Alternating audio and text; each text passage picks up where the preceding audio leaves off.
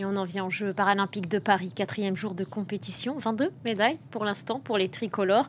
Au programme de ce dimanche du tennis fauteuil, avec une chance de médaille pour les Bleus emmenés par l'ancien tennisman Yannick Noah. Cédric Ferreira nous en dit plus. Il est à Roland-Garros pour France 24.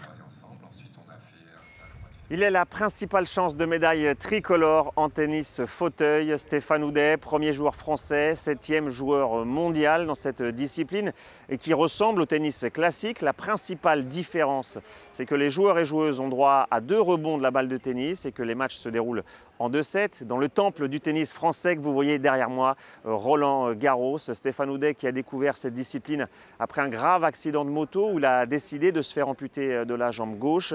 Il s'est essayé au tennis fauteuil avec un certain succès. 5 médailles paralympiques à son palmarès, dont 3 en double. Stéphane Houdet qui est également à l'origine de la venue de Yannick Noah à la tête de l'équipe de France masculine de tennis paralympique. Yannick Noah qui a été convaincu. C'est comme ça qu'on l'avait vu d'ailleurs défiler aux côtés des para-athlètes lors de la cérémonie d'ouverture. Stéphane Houdet a fait son entrée en lice ce dimanche en simple face au Britannique Damon Ward. Mais il n'est pas le seul. Il y a d'autres Français sur les cours aujourd'hui, notamment Frédéric Cataneo qui a déjà été éliminé en simple, mais il va revenir en double aux côtés de Stéphane Houdet justement. Autre Français qui a fait ses débuts, Gaëtan Mangui en simple. Et puis on le rappelle, du côté des dames, l'élimination d'entrée de Pauline Déroulède en simple et en double. C'est la principale star féminine du tennis fauteuil en France. Après son accident en 2018, elle avait fait des Jeux de Paris son principal objectif. Elle a réussi à y participer. Ça restera donc tout de même une mission accomplie pour Pauline Déroulède.